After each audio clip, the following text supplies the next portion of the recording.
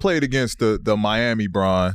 You had your moments when you were in Toronto against the Cleveland Bron. When you watch him now, like, how do you see him evolve, or how did he evolve to you?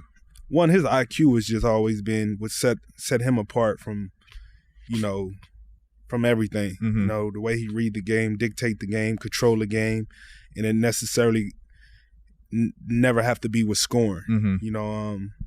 I think this Bron is being more of the IQ for everybody Mm-hmm. than before because, like you said, the Miami Bron, that motherfucker was incredible. Mm-hmm. You know what I mean? Same as Cleveland.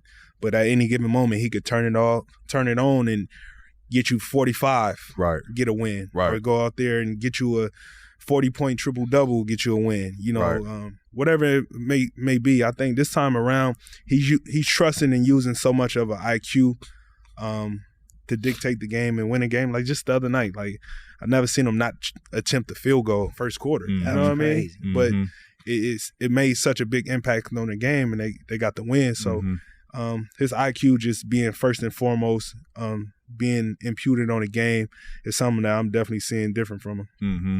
I know he's been getting praise, rightfully so, but he's been getting praise, especially on like the social media and shit, with his ability to recognize plays and remember plays and shit. And when I was watching it, I'm like, all right, like it's a back screen that you're taught to switch. Yeah. Like so Bron ain't really. But then I was thinking about it, like, damn, there was moments where he would call shit out when we playing him. Yeah. Or he'll be like, he'll just blow up the whole play, like, nah, it's going over there, it's going over there. Yeah. And you be like, wait, so LeBron be knowing all the plays? Yeah. Nah, he knows the plays, bro. He knows his plays down to a T, and he knows your plays down to a T.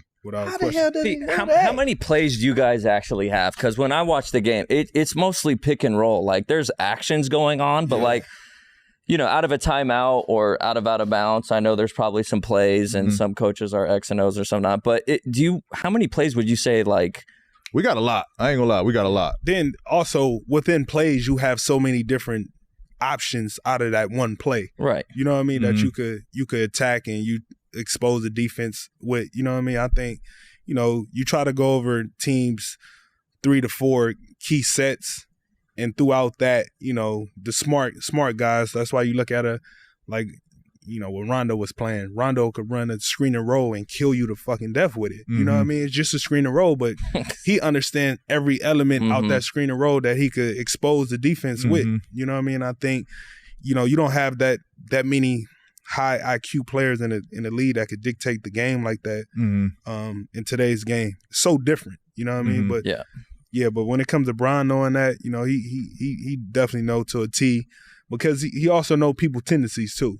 You know what I mean? That he know very well. Like, once you understand and know guys' tendencies, it's easier to cut off certain options and box offense in. You know what I mean? And that's what he's great at. You know what I mean? So it's just dope. I mean, you see it. Like, just what you was talking about, the hammer play that he cut off last game. You know what I mean? It's like, many people wouldn't catch on to that. You know what I mean? Right. Like, they'll try to fight over that. Try to fight over it. And give up the easiest three for Clay. Yeah, either the three or the layup. Right. For the guys that stink in the NBA. That stinks. And be like, I didn't know it was coming. It's right. Like, right. I was looking at the ball and some guy screened me. Or they just think like, I got to guard my guy. Like, that's it. They don't have the whole like concept of like shutting the whole floor down. Like, I would not want to defend the Warriors. They're just constantly moving around. It's just like, it's tough. It's too tough. Especially when you have the two greatest shooters of all time. Yeah, I mean, and they don't stop moving around. Like,